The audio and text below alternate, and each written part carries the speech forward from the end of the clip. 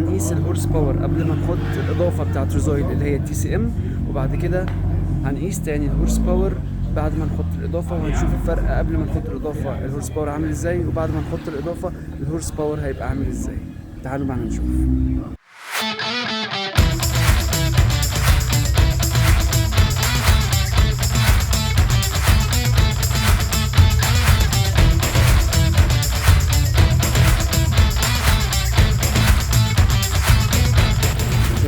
العربية اللي بنجربها النهاردة فيها زيت 5W30-800 من ريزويل.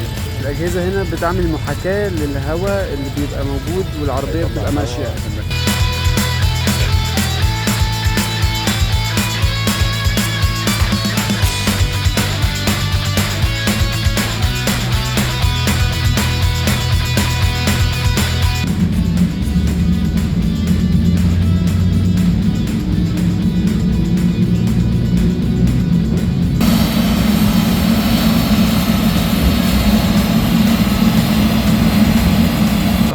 بعد قياس الهورس باور دلوقتي اختبار جاب لنا ان الهورس باور 364 قبل ما نحط الاضافه بتاعت التي سي ام. وطبعا الجهاز برضو بيقيس درجه حراره الموتور وبيقيس الضغط وبيقيس كل حاجه.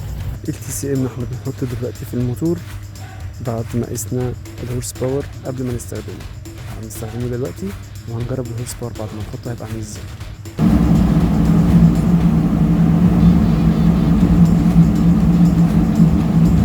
العربية جت معانا هنا اهي، وعملنا الاختبار تاني بعد ما حط التي سي ام ومشى بالعربية مدة ربع ساعة ورجع تاني. معانا الخط الأحمر الرفيع ده هو التجربة قبل ما نحط التي سي ام، والأحمر التخين العريض اللي فوقيه هو بعد ما حطينا التي سي ام.